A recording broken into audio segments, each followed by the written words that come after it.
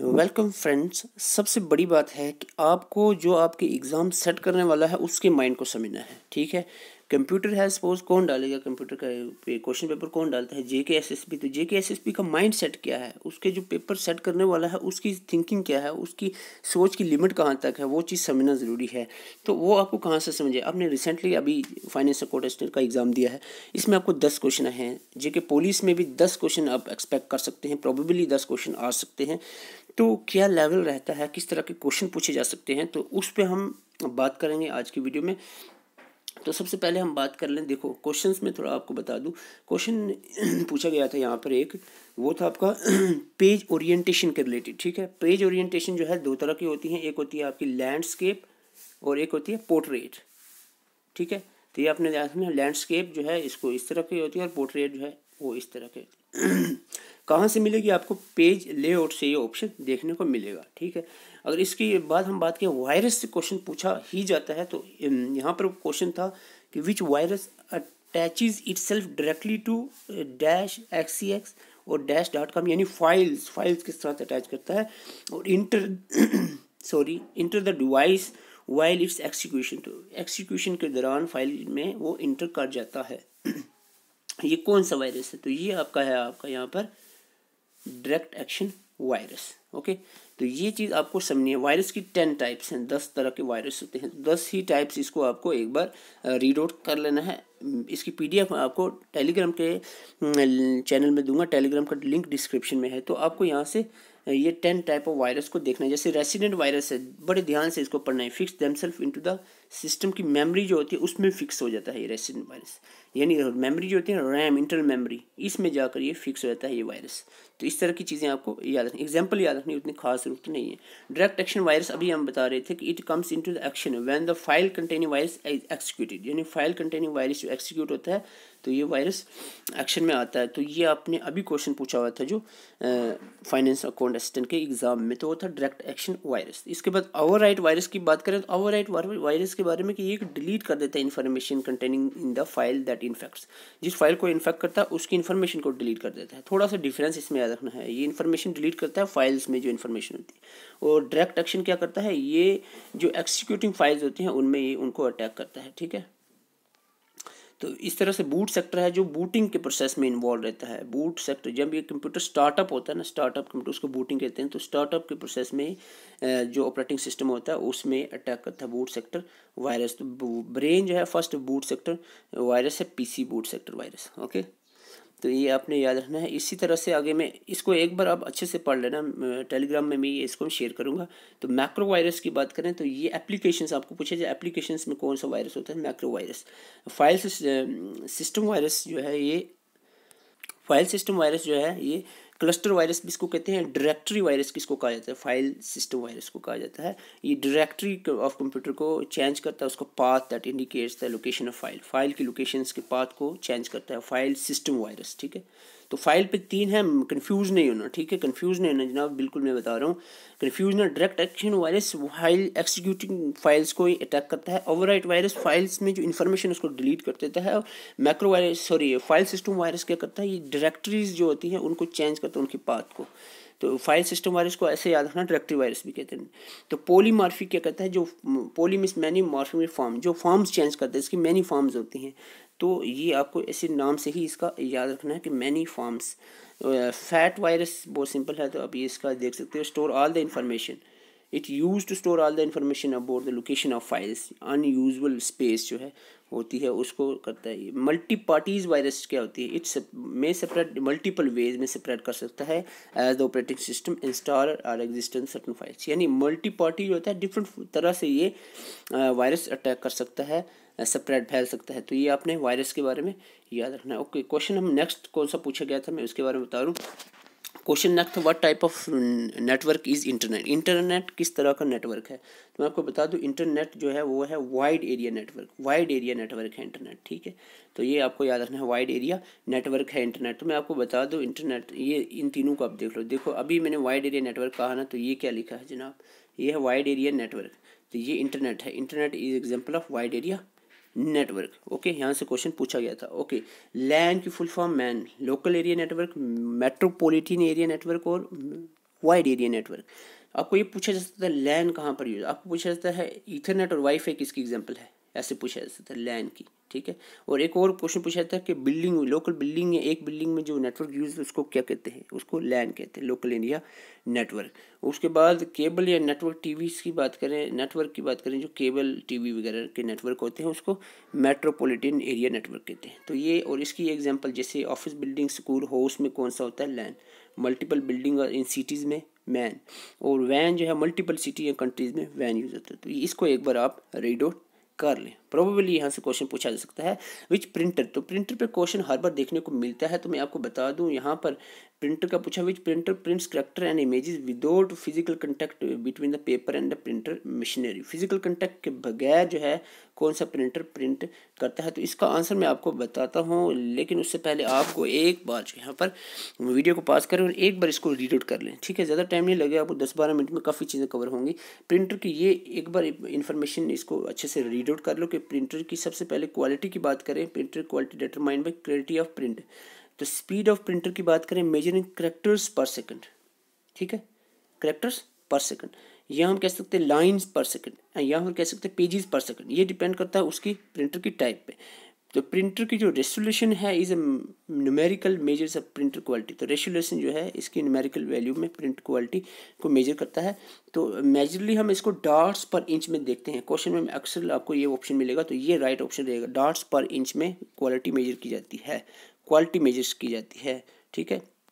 तो स्पीड का यहाँ पर कैसे कैरेक्टर पर सेकंड हो गया, लाइन्स पर सेकंड और पेजेस पर सेकंड। स्पीड, क्वालिटी, डॉट्स पर सेकंड, डॉट पर इंच, सॉरी डॉट पर इंच। तो ये हमने दो चीज़ें याद रखनी, क्वालिटी और स्पीड। क्वालिटी डॉट्स पर इंच, बहुत इंपॉर्टेंट, डॉट्स पर इंच। इम्पैक्ट और नॉन इम्पैक्ट प्रिंटर्स होते हैं। इम्पैक्ट क्या होते हैं, प्रिंटर जो स्ट्राइक करता है पेपर से, ठीक है। तो अभी क्वेश्चन क्या था, जो स्ट्राइक नहीं करता, डायरेक्ट कंटैक्ट नहीं होता है जिसका, तो उसको क्या कहते हैं, नॉन इम्पैक्ट प्रिंटर। तो यहाँ पर इम्पैक्ट प्रिंटर स्ट्राइक करता है ribbon together to form a character like typewriter की तरह, टक टक टक टक, आपको पता है कंटैक्ट में रहता है। तो ये कंटैक्ट वाले हैं, जैसे कि इसका आप ये रीड आउट कर सकते हैं। इसके बाद हम देखें इसके देयर आर 4। आपको सबसे पहले याद रखना है प्रिंटर दो तरह के होते हैं, impact printer and non impact printer. Impact में 4 टाइप हैं, पहले इम्पैक्ट को ले लो। 4 टाइप हैं, जिसमें सबसे पहला आता है dot matric printer, dot matrix printer. तो डॉट मैट्रिक प्रिंटर को एक बार रीड आउट कर लें वीडियो पास करके। मैं बोलूँगा तो लंबा चला जाएगा, क्योंकि एक्सप्लेनेशन ज़्यादा मैं इसमें बोलूँगा नहीं। तो इसमें दूसरी है डेजी व्हील प्रिंटर, उसके बाद है लाइन प्रिंटर। डेजी व्हील और लाइन को एक बार रीड आउट कर लो वीडियो रोक कर, ठीक है। एक बार रीड आउट करना है, बस आपके माइंड में रहेगा, 15 दिन है, बोलेगा कभी नहीं है। तो ड्रम प्रिंटर, ठीक है। तो ये 4 प्रिंटर हैं, drum printer, line printer, Daisy printer और डॉट मैट्रिक्स। तो सबसे पहले यही याद रखना कि इम्पैक्ट की कौन कौन सी टाइप है, ठीक है। उसके बाद नॉन इम्पैक्ट क्या होता है, प्रिंटर इलेक्ट्रोस्टैटिक केमिकल और इंजेक्ट टेक्नोलॉजी यूज होती है, जिसमें डायरेक्ट कंटैक्ट नहीं रहता, do not hit impact the ribbon, hit नहीं करता, डायरेक्ट कंटैक्ट नहीं रहता वहाँ पर, यहाँ पर। तो नॉन इम्पैक्ट में आप इसकी टाइप देख सकते हो। तो इसमें यहाँ पर कितनी टाइप है, inject printer, thermal printer, laser printer, electromagnetic printer और इलेक्ट्रोस्टैटिक। तो ये ज़्यादा इतनी इंपॉर्टेंट नहीं है, इलेक्ट्रोमैग्नेटिक और स्टैटिक। तो आप पहले 3 अच्छे से याद कर लो, कौन से, इंकजेक्ट प्रिंटर, पूरी डेफिनेशन पढ़ना अच्छे से, ठीक है। उसके बाद थर्मल प्रिंटर और लेज़र प्रिंटर। टाइम नहीं तो मैं एक एक टॉपिक पे एक एक वीडियो बना देता, ठीक है। तो इसको एक बार रीड आउट कर लो, टेलीग्राम पर भी इसका मिलेगा PDF आपको। The speed of the hard disk is measured in terms of, hard disk की स्पीड जो है वो रेवोल्यूशन पर मिनट में मेजर की जाती है, ओके। इसके बाद बात करें Praneet wants to convert the scan image of the handwritten text into digital text. Handwritten text to digital text जो है उसमें कन्वर्ट कर की जाएगी स्कैन इंफॉर्मेशन। तो उसको हम कहते हैं किसकी मदद से की जाती है, OCR की मदद से, ऑप्टिकल कैरेक्टर रीडर की मदद से, ठीक है। तो ये आप एक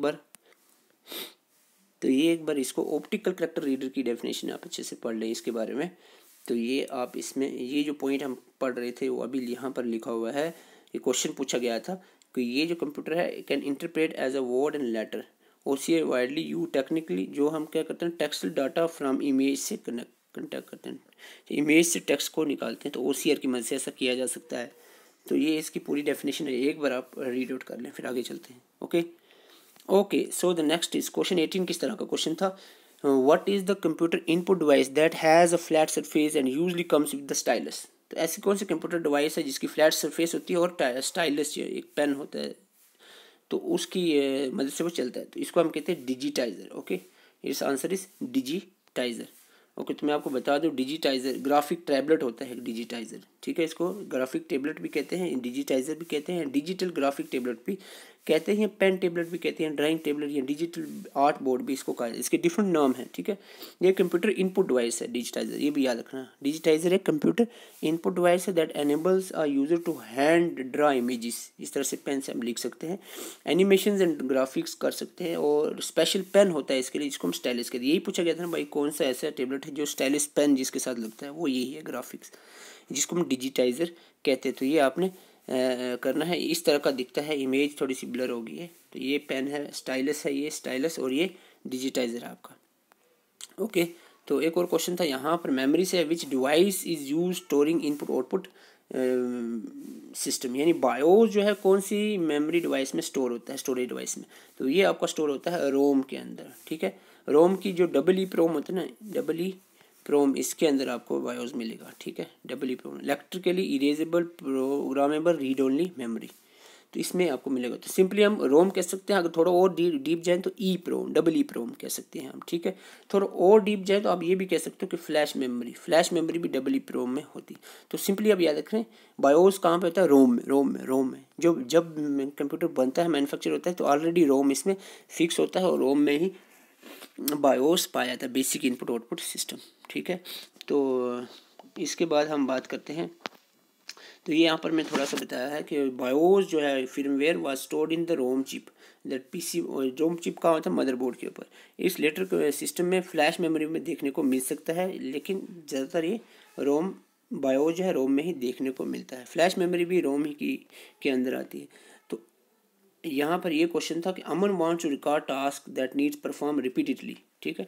ऐसे टास्क जो रिपीटेडली यूज होते हैं, अमन ऐसे टास्क को रिकॉर्ड करना चाहता है, तो उसको क्या करना चाहिए होगा, तो उसको चाहिए होगा एक्सेल मैक्रोज की मदद से हम ऐसे काम कर सकते हैं। तो ये आप to automate repeated task you can record macro with the macro recorder, तो मैक्रो रिकॉर्डर होना चाहिए आपके पास, तो आप रिपीटेड टास्क इस पर एक्सेल में कर सकते हैं।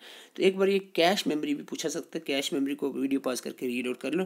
कैश मेमोरी, फ्लैश मेमोरी और वर्चुअल मेमोरी, ठीक है, तीनों मेमोरी इसको एक बार आप रीड आउट कर लो, ठीक है। मेमोरी टॉपिक चाहे सिलेबस में डायरेक्ट मेंशन ना हो, तो इससे क्वेश्चन ज़रूर पूछा जाता है, तो ये आपको पहले बता दूँ। एक बार इसको रीड आउट आप कर लो, फिर हम आगे बताते हैं। तो ये था आपका जो हमने क्या किया, एक एनालिसिस किया है कि जेके एसएसबी का माइंडसेट कैसा अभी जा रहा है फिलहाल कंप्यूटर के रिलेटेड।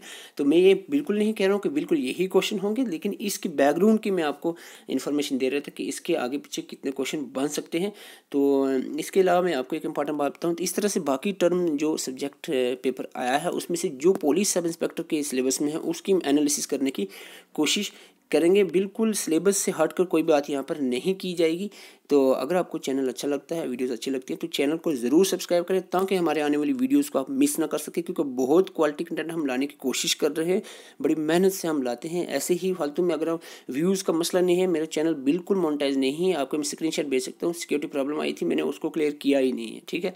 आज कब से मोनेटाइजेशन के लिए अप्लाई का ईमेल आया हुआ है, देयर इज़ नो मोनेटाइजेशन, मैंने मोनेटाइज चैनल नहीं किया है। तो आप मत सोचना कि बिल्कुल पैसे के लिए है, पैसा की कोई मसला नहीं है, ना ही मोनेटाइज चैनल मैंने किया है, ठीक है। वॉच टाइम इसका बहुत ज़्यादा हो चुका है, मोनेटाइज कब का इसके लिए अप्लाई के लिए ईमेल आ चुका था, लेकिन स्टिल मैंने मोनेटाइज नहीं किया है, क्योंकि इसमें जो है आपको ऐसा ना लगे कि भाई अपने व्यूज़ के लिए कर रहा है, ठीक है। व्यूज़ का कोई मसला नहीं है, आपकी हेल्प के लिए यहाँ पर मैं वीडियोस लेकर आता हूँ। तो चैनल को सब्सक्राइब करें, और टेलीग्राम का लिंक डिस्क्रिप्शन में उसको ज्वाइन करें, ताकि आपको PDF में प्रोवाइड कर सकूँ। Thank you for watching.